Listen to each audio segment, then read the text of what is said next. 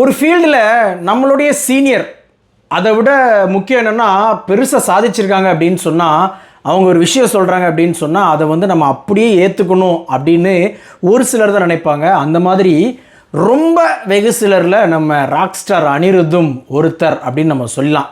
என்னடா திடீர்னு rock star பக்கம் பாஞ்சிருக்க அப்படின்னு நீங்கள்லாம் கேட்கலாம். டிசி படம் வரப்போகுது ஆகஸ்ட் 7ஆம் தேதி. அந்த படத்தோடைய ட்ராக்ஸை வந்து சமீபமாக ரிலீஸ் பண்ணியிருந்தாங்க. 15 ட்ராக்கு மக்களே, 15 ட்ராக்கு.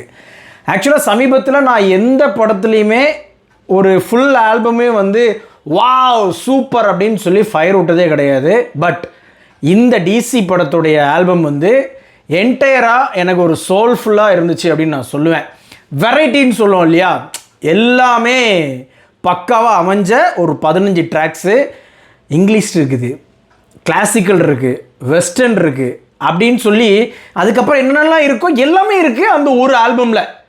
அப்போ எந்த மாதிரி வந்து உட்காந்து லோக்கிக்காக போட்டாரா, இல்லை அருண் மாத்தேஸ்வரனுக்காக போட்டாரா, இல்லை அவங்க ஒரு ஜானர் ஒன்று எடுப்பாங்க பாருங்கள், வேர்ல்டு சினிமா ஜானரு, அதுக்காக போட்டாப்லையா அப்படின்னு தெரில. ஆனால் தரமான செய்கை சம்பவம் பண்ணியிருக்காப்புல அனிபாய். Right, okay. ஃபஸ்ட்டு ஒன்று சொன்னியடா ஃபீல்டில் உள்ள சீனியர் அப்படின்னு சொல்லி நீங்களாம் கேட்கலாம். ஆக்சுவலாக எப்போவுமே நம்ம அனிபாய் வந்து இந்த கர்நாட்டிக்கை வந்து ரொம்ப யூஸ் பண்ண மாட்டாப்புல அவருடைய ஆல்பம்ஸில். சமீபத்தில் நம்ம ஏஆர் ரகுமான் இருக்கார் இல்லையா, ஆஸ்கார் நாயகன், அவர் வந்து ஒரு விஷயம் சொல்லியிருந்தார். கொஞ்சம் இந்த கர்நாட்டிக் பேஸில் வந்து ஏதாவது பாடல்கள் நிறைய பண்ணுங்க அப்படின்லாம் சொல்லியிருந்தாப்புல. இந்த படத்தில் கிட்டத்தட்ட ஒரு 3 ட்ராக்லேயும் 4 ட்ராக்லேயோ கர்நாட்டிக் பேஸை நிறைய யூஸ் பண்ணியிருக்காப்புல நம்ம அனிபாய்.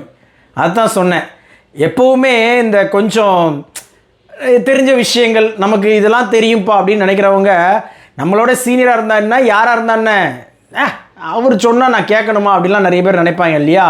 அப்போலாம் நினைக்காதீங்கடா.